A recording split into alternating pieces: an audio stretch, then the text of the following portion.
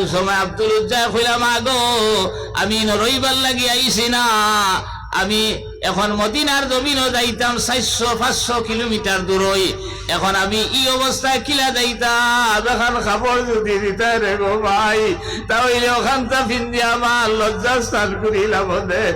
ওই সময় মা আপনার ফুন্না সিরা ফাতলা কম্বল এখান দিলা আর দিয়া কইলা অতি সত্তর হর আমার ভাই অকল হজরতে আব্দুল উজ্জা এই খাবার লইয়া একদিন 2 দিন আটি আটি না খাইয়া উপাস অবস্থায় গেল নবীজির রোজা তোর সামনে হাজির হইছেন। ওই সময় আপনার রোজা তোরার বারে আপনার নবী সাল্লাল্লাহু আলাইহি সাল্লাম তশরিফ বার করছেন, বার করার পরে চোখ মুখ হামাইল পাগল বেশে ফুয়ারে দেখিয়া কইলা বাবা রে তুমি খান থাকি আইলা কিতাব ব্যাপার।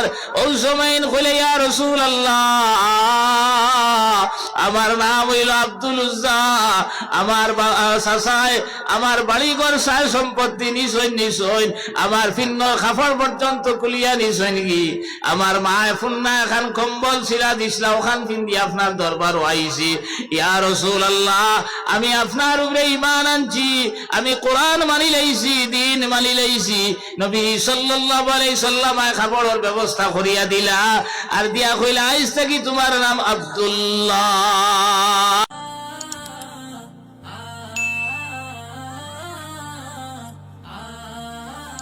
মক্কা শরীফ থেকে হিজরত করিয়া যখন নবী সাল্লাল্লাহু আলাইহি সাল্লাম মদিনা শরীফ তশরিফ নিলা গিয়া আব্দুল উজ্জা নামে এক ছেলে, তার বাপ ছোট থাকতে মারা গেছে,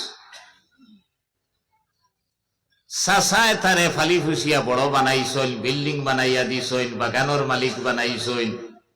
যখন নবীজি হিজরত করিয়া গেলা গিয়া এই আব্দুল উজ্জা উঠিয়া চাচারে কইল ও চাচা মুহাম্মদ ইবনে আব্দুল্লাহ তো গেলা গিয়া, এন ব্যাপারে আপনার অভিমত কিতা?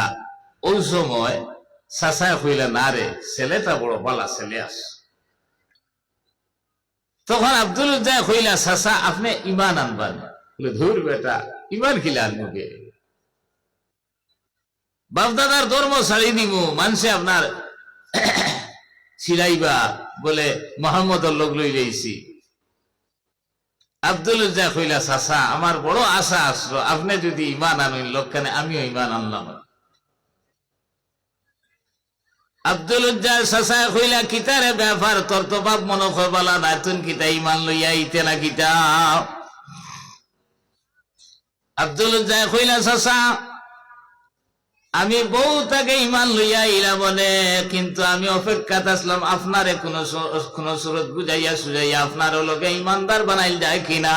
এখন দেখলাম আপনি তো দিল আপনার বন্তানা, আমি পড়িলাইছি কলমা লা ইলাহা ইল্লাল্লাহু মুহাম্মাদুর রাসূলুল্লাহ।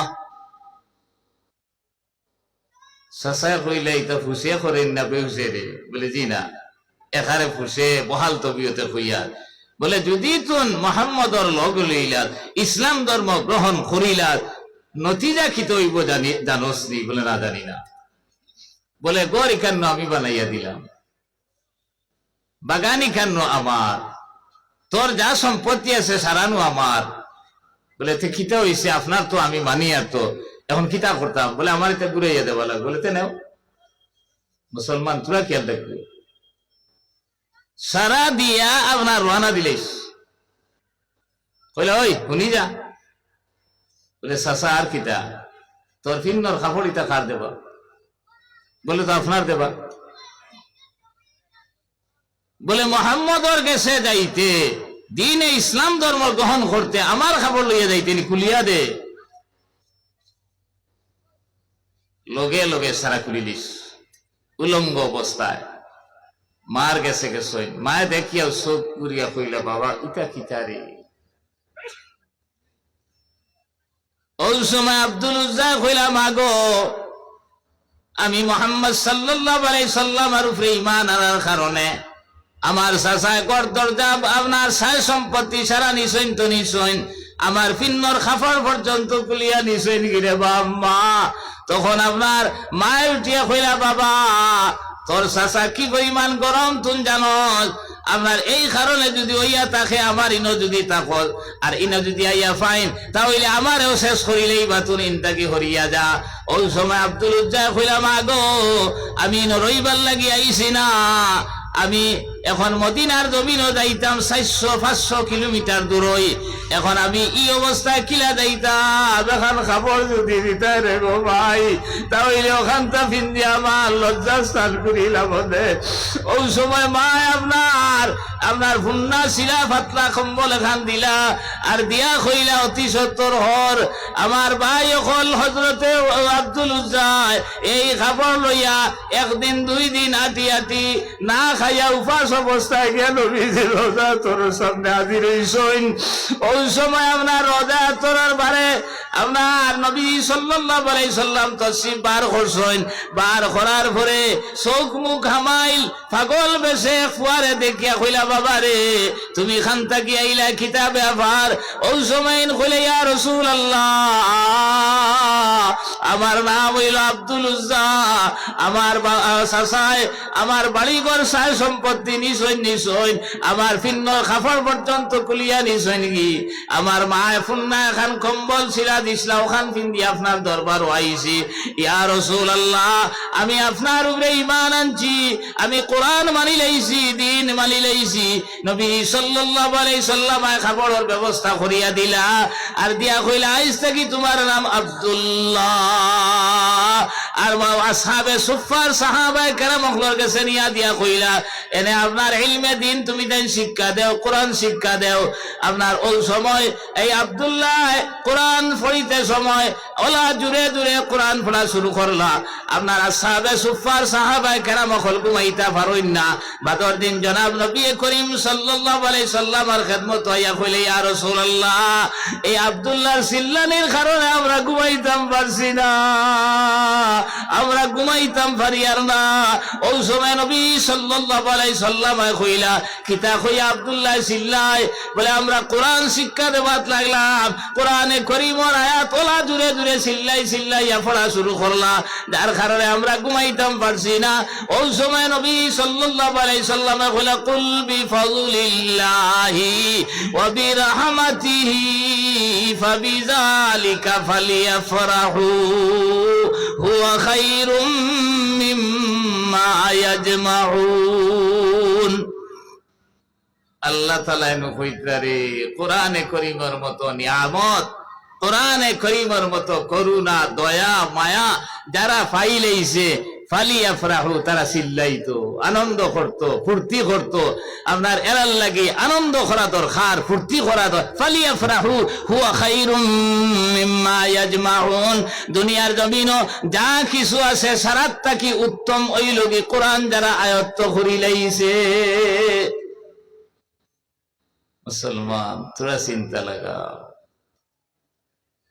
কোরআন আর দ্বার যারা লইলাইছে এই যে মুদরসাত কিতা শিক্ষা দেওয়া হয়, সায়েন্স টেকনোলজি ডাক্তারি ইঞ্জিনিয়ারগিরি ওটা নেই, কিতা করা হয় কোরআন আর হাদিসের শিক্ষা দেওয়া না।